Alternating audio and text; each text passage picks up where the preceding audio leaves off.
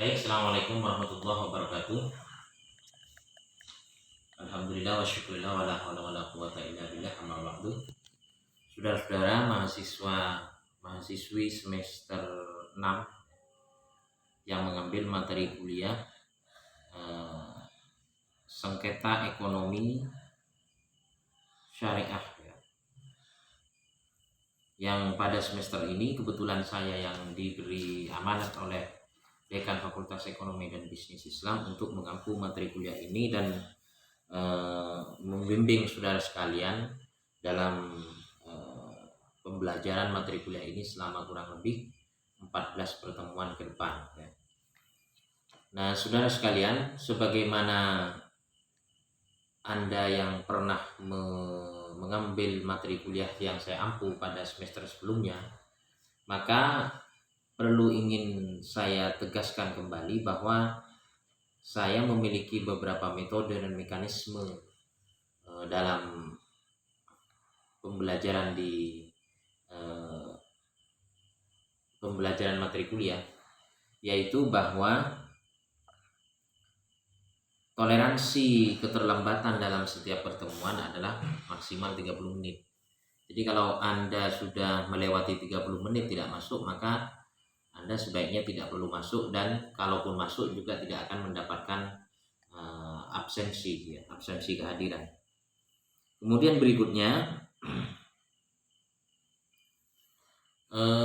kurang lebih selama 5 atau 6 pertemuan pra UTS saya menyampaikan beberapa teori terkait dengan materi kuliah ini. Kemudian selebihnya Anda akan diberi tugas untuk mempresentasikan tema-tema terkait dengan materi kuliah ini. Insya Allah minggu depan akan saya bagikan tema-tema yang perlu Anda presentasikan sekitar 6 pertemuan lagi ya. Jadi selama 6 pertemuan ini insya Allah saya yang masih akan mengisi materi kuliah ini ya. Baik, pertemuan pertama ini ya, saya ingin mengisi terkait pendahuluan saja ya, gambaran umum terkait dengan sengketa ekonomi syariah, dan saya menyajikannya secara online karena hari ini hari Kamis tanggal 23 Februari 2022 saya sedang ada acara di Semarang, yaitu mengikuti sidang perkara tindak pidana korupsi di Pengadilan Tipikor Semarang. Jadi saya tidak bisa menyampaikan materi kuliah ini kepada saudara dengan cara tatap muka. Baik, nah ekonomi syariah saudara sekalian ya, dalam prakteknya dijalankan oleh 2 orang atau lebih ya. Misalnya dalam produk pembiayaan mudharabah, di sana pasti ada 2 orang atau lebih. Demikian juga musyarakah, wadi'ah, kemudian murabahah dan seterusnya. Jadi di mana ada transaksi ekonomi syariah ya, baik di lembaga keuangan syariah, bank dan non-bank, maupun praktek-praktek di tengah kehidupan masyarakat, pasti melibatkan 2 orang atau lebih. Mudharabah misalnya ada sohibul mal dan ada juga mudharib ya. Nah, hubungan 2 orang yang bertransaksi dalam ekonomi syariah ini pada faktanya tidak selamanya berjalan mulus. Jadi sekalipun ada perjanjian, ada kontrak antara 2 orang itu, ya, antara para pihak yang mengikatkan diri dalam transaksi ekonomi syariah itu, pada prakteknya tidak semuanya berjalan dengan lancar.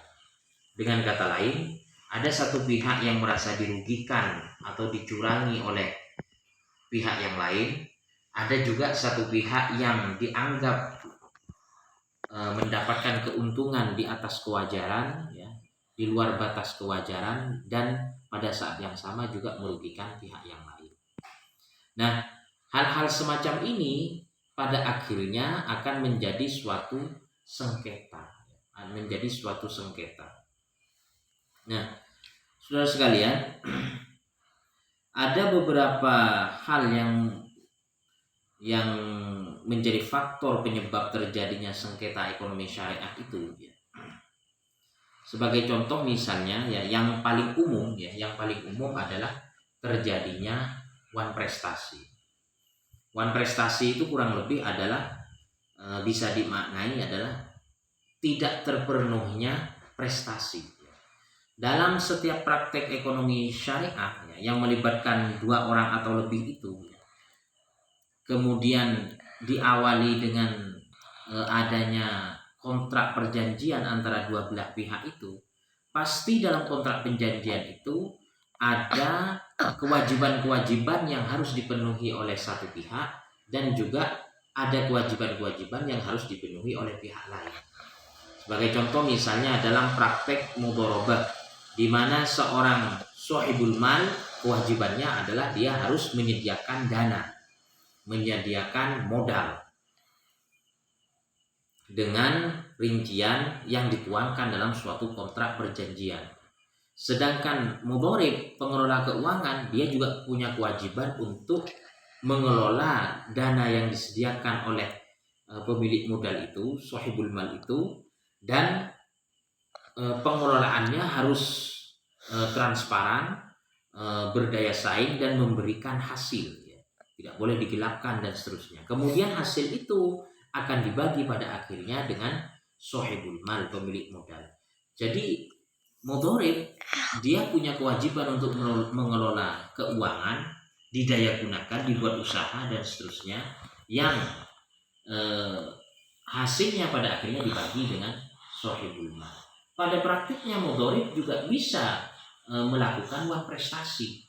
Jadi kewajiban-kewajiban yang harus ditunaikan itu disebut prestasi, tetapi tidak dilaksanakan sebagaimana kesepakatan dalam kontrak. Sehingga muncullah istilah wan prestasi.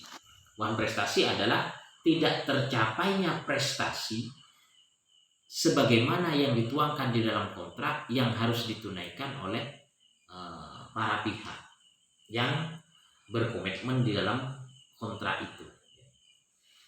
Nah, manakala terjadi wan prestasi, pasti pada saat yang sama akan terjadi akan terjadi suatu kerugian yang dialami oleh salah satu pihak. Nah, kerugian itulah kemudian yang menyebabkan adanya ketidakadilan yang dirasa oleh pihak yang merasa rugi tersebut, sehingga terjadilah sengketa. Uang mudharib seharusnya dia mendapatkan 40%, tapi pada kenyataannya diberi 30% misalnya. Hasil dari kerjasama mudharabah itu seharusnya berjumlah 1 miliar, ternyata yang dikeluarkan hanya 500 juta misalnya, dan seterusnya. Nah, inilah yang menyebabkan terjadinya sengketa. Nah, itu penyebab pertama, yaitu terjadinya wan prestasi. Ini yang paling umum ya, dan menjadi landasan atau dalil dari adanya sengketa yang dibawa ke pengadilan. Kemudian berikutnya, yang menjadi faktor dari adanya sengketa ekonomi syariah itu adalah bahwa dalam proses pembuatan akad ya, terdapat ketidaksepahaman, terdapat ketidaksetujuan antar para pihak.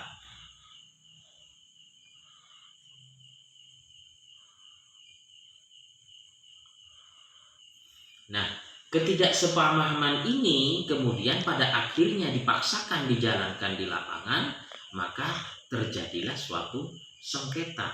Pembagian hasilnya misalnya seharusnya 50-50 dibagi 50%, tapi di kontrak dipaksakan menjadi 70-30%, sehingga terjadilah sengketa. Atau yang faktor yang kedua, yaitu adanya suatu kontrak atau akad yang sangat sulit untuk dilaksanakan, tetapi disepakati. Jadi kontrak bisnis syariah antara dua orang itu ya, misalnya antara nasabah dengan bank atau antara kreditur dan debitur ya, pada pada kenyataannya sebenarnya sangat sulit untuk dilaksanakan karena terlalu muluk-muluk. Misalnya seorang kreditur meminjam uang 1 miliar dibebankan biaya sebanyak 40% tiap bulannya. Ini kan sangat tidak wajar ya. 40% kan berarti 400 juta bunganya ya. Nah, ketidakwajaran kontrak semacam ini kemudian pada akhirnya akan menimbulkan adanya sengketa. Kebetulan ya pada bulan ini saya juga menangani suatu permasalahan hutang piutang antara dua orang. Jadi saya punya klien, dia meminjamkan uang kepada orang lain ya dengan bunga yang tidak tanggung-tanggung. Pinjam uang 70 juta, bunganya adalah 3 juta per bulan. Kemudian dalam 1 tahun tidak pernah dibayar sehingga tahun kedua berkembang bunganya menjadi sekitar 12 juta. Tidak lunas juga, maka tahun ketiga menjadi sekitar 25 juta. Sehingga pinjaman uang yang semula itu hanya 70 juta, sekarang tanggungannya menjadi sekitar 400 juta. Sekitar 400 juta rupiah. Dan itu sebenarnya disepakati di awal, tapi karena kesepakatan itu tidak masuk akal, kontrak itu tidak masuk akal, akhirnya endingnya menjadi sengketa. Dan saat ini sudah terjadi sengketa, bahkan ada upaya untuk melaporkan secara pidana ke pihak kepolisian. Nah, itu jadi faktor yang pertama, akad atau kontrak sulit untuk dilaksanakan. Nah, disinilah pentingnya saudara-saudara sekalian untuk mencermati akad ya, kontrak yang disepakati di awal. Jadi sebelum melaksanakan mudharabah, murabaah, musyarakah dan seterusnya, kontrak itu harus dipelajari secara cermat. Ya. Kalau tidak, ya akan merugikan diri kita sendiri dan pada akhirnya akan menimbulkan suatu permasalahan yang disebut dengan sengketa. Ya. Jadi kita harus ahli untuk membaca itu semua.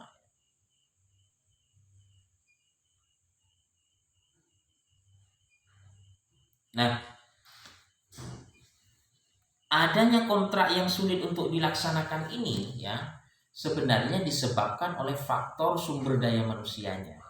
Jadi karena para pihak itu karena tidak cermat membaca kontrak, dia terburu-buru menandatanganinya, pada akhirnya sulit dilaksanakan, terjadilah sengketa. Nah, suatu kontrak yang sudah disepakati dan dibuat secara sah ya dan sadar, maka dia menjadi undang-undang, posisinya ya kekuatannya sama seperti undang-undang yang berlaku kepada para pihak yang bersepakat. Ya. Jadi ketika seseorang melanggar kontrak, maka dia bisa disamakan dengan melanggar undang-undang. Karena kontrak yang disepakati itu ya adalah kekuatannya sama dengan undang-undang yang berlaku kepada para pihak itu. Artinya pihak lain yang tidak terlibat dalam perjanjian itu dia tidak punya kewajiban untuk tunduk terhadap kontrak itu. Kemudian penyebab berikutnya adalah ya jadi akad yang sulit untuk dilaksanakan itu karena para pihak itu tidak memiliki keahlian untuk memasukkan klausul-klausul atau norma-norma di dalam kontrak. Ya. Jadi dia tidak punya keahlian. Klausul apa yang perlu dimasukkan? Apa saja misalnya? Yang paling pokok itu adalah terkait dengan waktu kerjasama. Kemudian yang kedua terkait dengan aspek permodalan. Kemudian yang ketiga itu terkait dengan mekanisme kinerja di lapangan. Siapa sih yang bekerja? Apakah kedua belah pihak atau salah satu pihak hanya menyertakan modal atau pakai pekerja lain dan seterusnya ya. Nah, ketidakahlian itu ya sehingga membuat orang itu membaca suatu kontrak itu menjadi tidak cermat dan pada akhirnya terjadilah sengketa. Kemudian penyebab terjadinya kontrak yang sulit dilaksanakan itu ya dan pada akhirnya menimbulkan sengketa itu biasanya adalah kurang mampu mencermati risiko yang potensial bisa terjadi di lapangan. Ya. kontrak itu ya dalam lembaga ekonomi konvensional termasuk juga, jadi kontrak yang disepakati antara debitur dan kreditur itu, misalnya pinjam uang sebanyak 200-300 juta, kemudian menjaminkan agunan sertifikat tanah beserta bangunannya, ya. Perlu diingat, resiko yang akan muncul itu manakala debitur tidak bisa melunasi hutangnya itu adalah risiko lelang, ya. Risiko lelang. Jadi kalau tidak bisa lunas, dia akan dilelang. Kalau dilelang, maka kepemilikan rumah itu akan beralih kepada pemenang lelang. Nah, kalau dia tidak tahu risiko itu, ya, maka pada akhirnya akan terjadi sengketa, akan dirugikan, ya. Kebetulan bulan ini saya juga memiliki 2 klien, tidak tanggung-tanggung, 2 klien sekaligus yang menjadi termohon eksekusi rumah lelang. Jadi 2 klien ini yang menjadi klien saya pernah mengagungkan rumahnya, menjaminkan rumahnya ke bank, ya. Dia pinjam sejumlah uang berapa ratus juta begitu, kemudian dia macet kreditnya. Nah, ketika kredit itu macet, diberikan SP1, surat peringatan 1, masih tetap macet. Diberikan SP2, SP3 macet, akhirnya dilelang. Apa yang terjadi? Mereka berdua saat ini masih menempati rumah itu. Tetapi rumah sudah dilelang dan beralih kepemilikan, bahkan sertifikatnya juga sudah balik nama. Sudah berbalik nama ke atas pemenang lelang, atas nama pemenang lelang, ya. Sehingga karena kedua klien ini tidak mau keluar dari rumah itu, maka pemenang lelang pakai jasa pengacara, dia mengajukan permohonan eksekusi ke pengadilan negeri. Suatu hari, ya, dia akan dieksekusi, akan ada personil polisi dalam jumlah yang sangat banyak, 1 truk bisa 2 truk, ya, datang itu kemudian mengusir orang itu, ya. Jadi resikonya itu. Nah, ketidakahlian para pihak mencermati risiko-risiko yang berpotensi terjadi di lapangan, inilah yang menyebabkan terjadinya suatu sengketa di lapangan, ya. Jadi sengketa ekonomi itu potensial terjadi bukan hanya dalam konteks ekonomi konvensional, tetapi sengketa ekonomi itu juga bisa terjadi dalam transaksi ekonomi syariah. Jadi jangan salah berpikir, jangan karena ada embel-embel syariahnya bisa dipastikan tidak akan terjadi sengketa, ya. Ekonomi syariah pun, ya, juga bisa terjadi sengketa. Lalu pertanyaannya adalah bagaimana kita menyelesaikan sengketa ini, menyelesaikan sengketa ekonomi syariah itu, ya. Nah, itulah yang akan kita bicarakan dalam materi kuliah ini. Jadi materi kuliah ini sebenarnya menitik beratkan kepada kajian tentang penyelesaian sengketa ekonomi syariah. Bagaimana penyelesaiannya nanti kita akan bicarakan dalam pertemuan berikutnya, ya. Nah, baik, karena ini perkuliahan secara virtual, ya, jadi saya memberikan tugas kepada saudara khusus untuk pertemuan hari ini. Pertama, setiap individu harus menyampaikan pertanyaan. Tulislah di kolom yang tersedia atau di fitur-fitur yang tersedia dalam LMS. Kemudian yang kedua,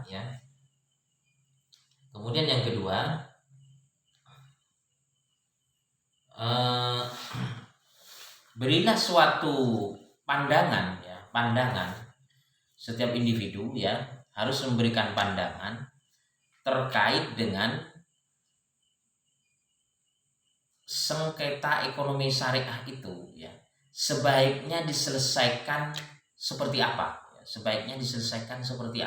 ya, ya.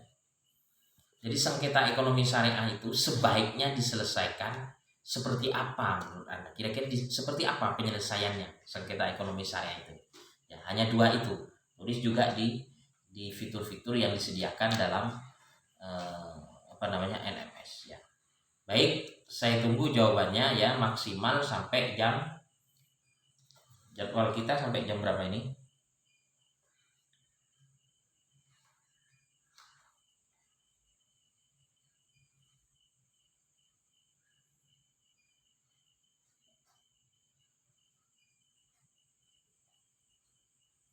Sampai jam 9.30 ya. Jadi maksimal sampai jam 9.30 sudah bisa saya baca gitu ya. Baik, terima kasih, kita berjumpa kembali minggu depan ya.